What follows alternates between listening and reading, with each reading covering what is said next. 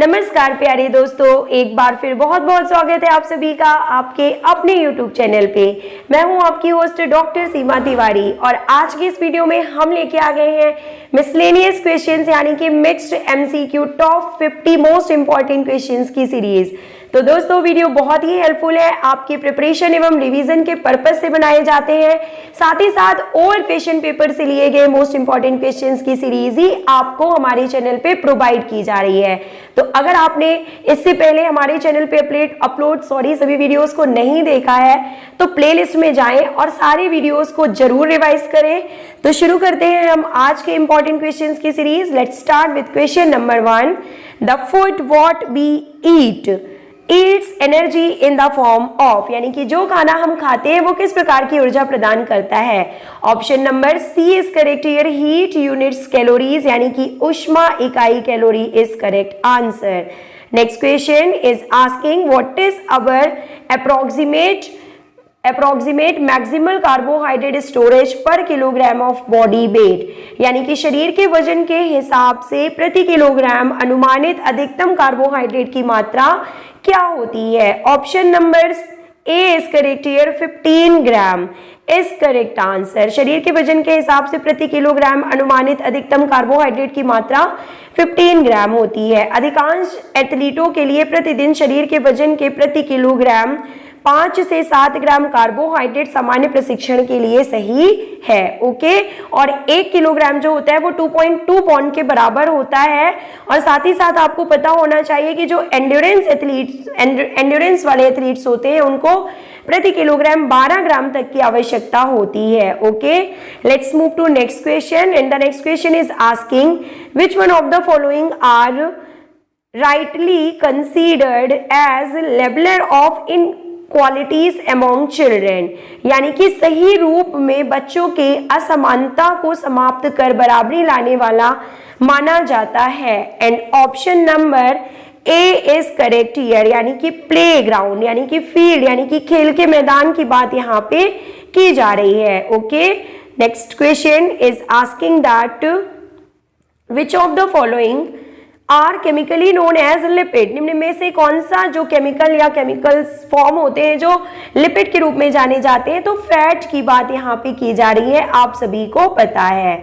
Okay friends, fat को lipid के नाम से भी जाना जाता है।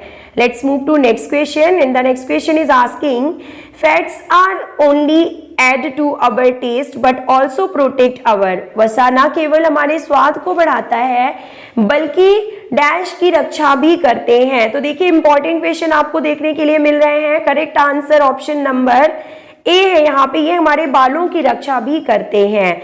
Next question is asking that from the following name the vitamin which is water soluble, निम्न में से कौन सा पानी में घुलनशील विटामिन है।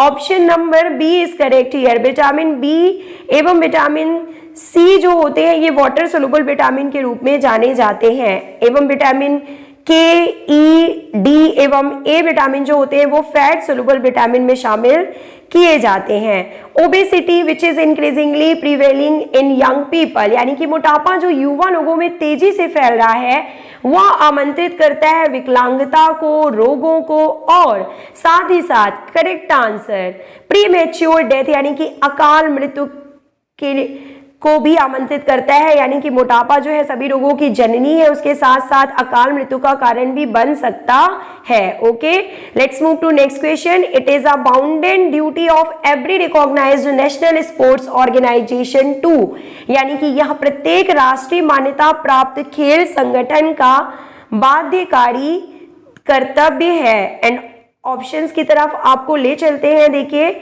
ऑप्शंस जो है वो इस प्रकार से हैं दैट यहाँ पे सभी ऑप्शन आपको नजर आ रहे हैं स्क्रीन पे और करेक्ट आंसर हम आपको बता देते हैं। ऑप्शन नंबर डी यहाँ पे करेक्ट आंसर है, spreads ideals and philosophy of the Olympic movement, यानी ओलंपिक आंदोलन के आदर्श एवं दर्शन का प्रचार करना। तो देखिए ये बोला गया है यहाँ पे कि यह प्रत्येक राष्ट्रीय मान्यता प्राप्त खेल संगठन का कर्तव्य है कि ओलंपिक आंदोलन के आदर्श एवं दर्शन का प्रचार करना कर्तव्य होता है सभी संगठन एवं संस्थाओं का। ओके, मूव करते हैं नेक्स्ट क्वेश्चन की ओर।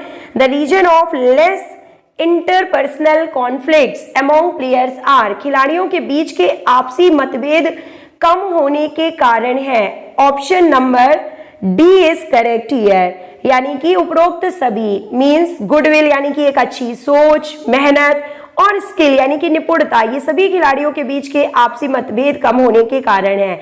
इंपॉर्टेंट एंड यूनिक क्वेश्चंस की सीरीज है दोस्तों, पूरा देखिएगा। ओल्ड क्वेश्चन पेपर में ये सभी पूछे जा चुके हैं, आगे भी इनके पूछे जाने की पूरी संभावना है।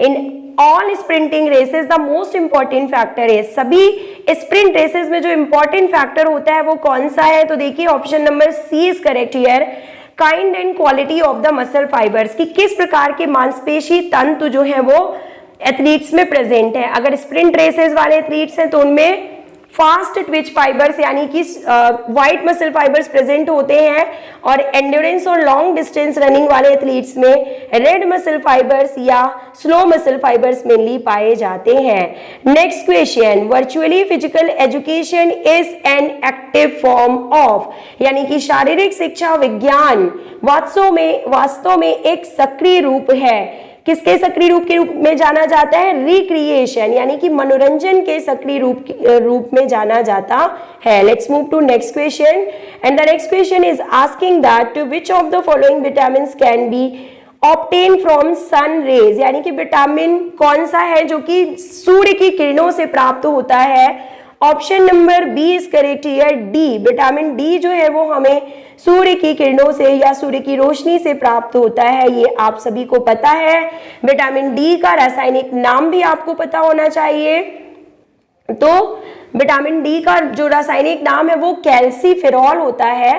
ओके दोस्तों, मूव करते हैं नेक्स्ट क्वेश्चन की ओर। Sports authority of India was formed in the year, भारतीय खेल प्राधिकरण का गठन किस वर्ष में किया गया था। Option number A is correct here, 1984, यानी कि 25 जनवरी 1984 को भारतीय खेल प्राधिकरण का गठन किया गया था। दोस्तों ऐसे ही सिंपल और इंपॉर्टेंट क्वेश्चंस की सीरीज आपको हमारे चैनल में प्रोवाइड की जाती है, तो हमारे वीडियोस को जो डेली अपलोड किए जाते हैं देखना बिल्कुल ना भूलें। मूव करते हैं हम नेक्स्ट क्वेश्चन की ओर। मैच द फॉलोइंग से रिलेटेड क्वेश्चन यहाँ पे स्क्रीन पे आ चुका है, काफी इंपॉर्टेंट क्वेश्चन है, देखिए। तो हम मूव करते हैं करेक्ट आंसर की ओर। Okay, option number 1 is correct here, और सही ऑप्शन जो है वो देखिए हम आपको बता देते हैं।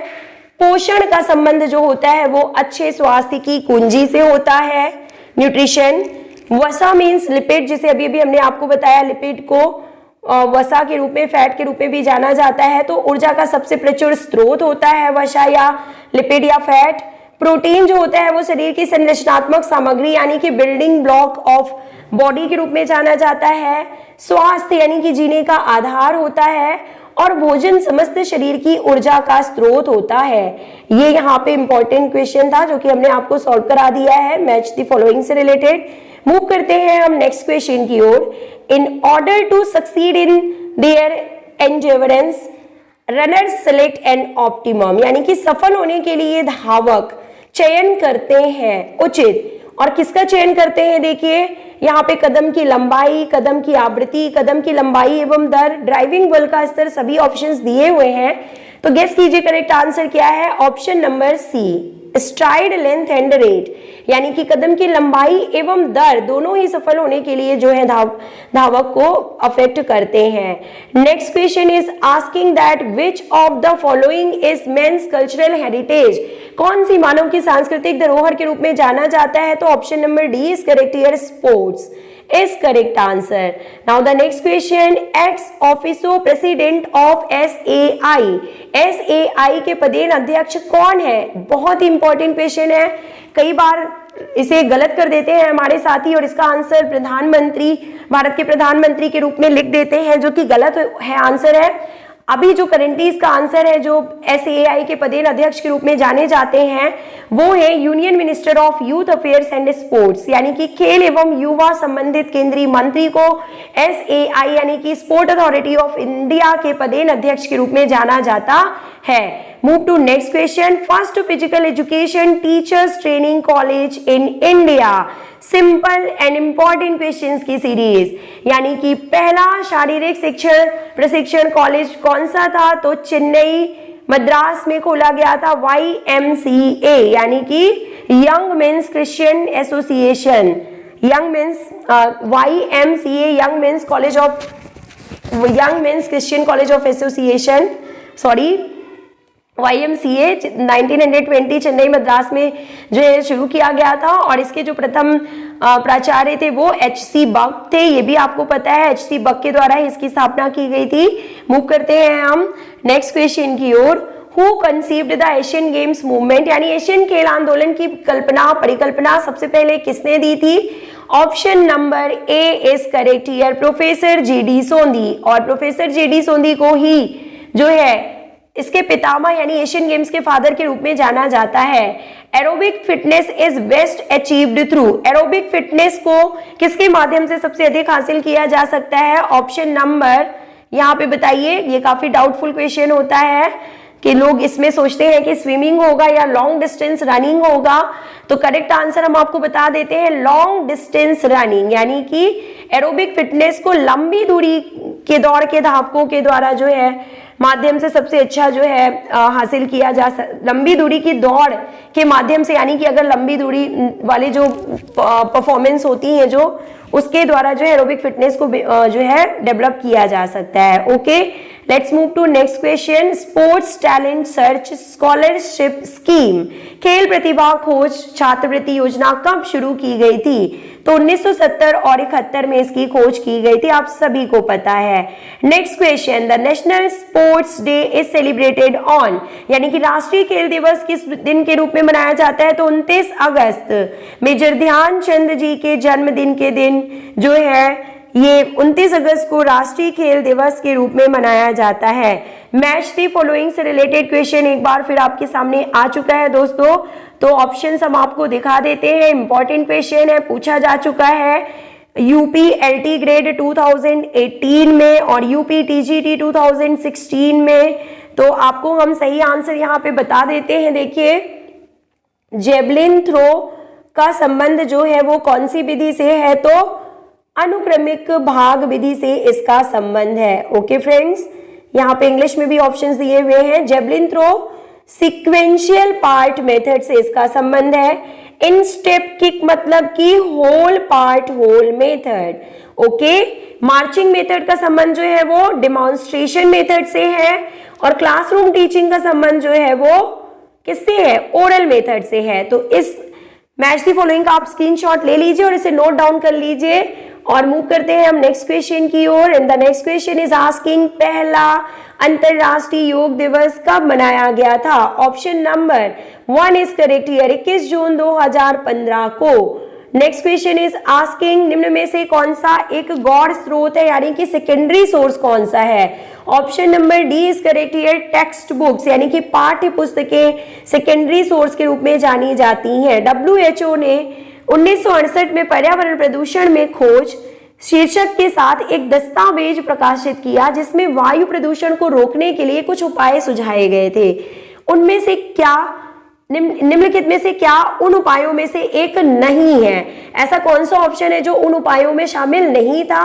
तो option number 1 is correct here, वर्षा जल संचयन उन उपायों में शामिल नहीं था। इसके अलावा विलयन, रोकथाम, प्रतिस्थापन ये सभी शामिल थे। तो नवोदय विद्यालय 2019 में पूछा गया इंपॉर्टेंट क्वेश्चन है दोस्तों, आगे भी पूछा जा सकता है। मूव करते हैं हम नेक्स्ट क्वेश्चन की ओर। समूह की गतिशीलता के विकास की प्रक्रिया के चरण होते हैं और इनका सही क्रम क्या है? अगेन नवोदय विद्यालय में पूछा गया इंपॉर्टेंट क्वेश्चन और आपको पता है कि नवोदय विद्यालय की वैकेंसीज आ चुकी हैं, तो इन सभी क्वेश्चंस को पढ़ना आपके लिए बहुत ही जरूरी है दोस्तों। करेक्ट आंसर गठन, अधिकरण, अनुपालन, प्रदर्शन, स्थगन। एक बार फिर हम आपको बता देते हैं, गठन, अधिकरण, अनुपालन, प्रदर्शन एवं स्थगन, ये सही आंसर है। यहाँ पे मूव करते हैं हम नेक्स्ट क्वेश्चन की ओर। एक कार्य माहौल में 3 प्रकार की परस्पर प्रक्रियाएं होती हैं, मनुष्य और डैश के बीच की परस्पर क्रिया इनमें से एक प्रकार नहीं है। क्वेश्चन को ध्यान से समझिए कि एक कार्य माहौल में 3 प्रकार की परस्पर क्रियाएं होती हैं और मनुष्य और किसके बीच में जो क्रिया होती है वो मनुष्य वो 3 प्रकार की क्रियाओं में शामिल नहीं है। तो मनुष्य और आत्मा, option number 1 is correct here. मनुष्य और आत्मा के बीच की जो प्रक्रिया है, जो माहौल है, जो कार्य है, वो परस्पर क्रियाओं में शामिल नहीं होता है। ओके, ये यहाँ पे सही ऑप्शन है। मनुष्य और आत्मा के बीच की परस्पर क्रिया इनमें से एक प्रकार नहीं है। प्रत्येक मनुष्य के पास आत्मा है और यह पशु के जीवन या आत्मा भिन्न है। ओके, मूव करते हैं हम नेक्स्ट क्वेश्चन की ओर। हल्का व्यायाम करते समय अगर शरीर का कोर तापमान 1 डिग्री सेल्सियस बढ़ जाता है तो आधारी उपापचयी दर कितनी बढ़ेगी? Option number B is correct here, 14%। Navodaya Vidyalaya में पूछे गए इंपॉर्टेंट क्वेश्चन की सीरीज है दोस्तों, पूरा देखिएगा। Next question is asking according to which physical education is the fundamental right of every citizen. किसके अनुसार जो है शारीरिक शिक्षा प्रत्येक नागरिक का मौलिक अधिकार है? Option number B is correct here, UNESCO is correct option. तो टॉप 30 क्वेश्चंस हमने आपको सॉल्व करा दिए हैं। नेक्स्ट टॉप 30 क्वेश्चंस या 50 क्वेश्चंस हम आपके लिए जल्दी ही लेके आएंगे नेक्स्ट वीडियो में। So let's meet you in the next video. Till then take care, good bye.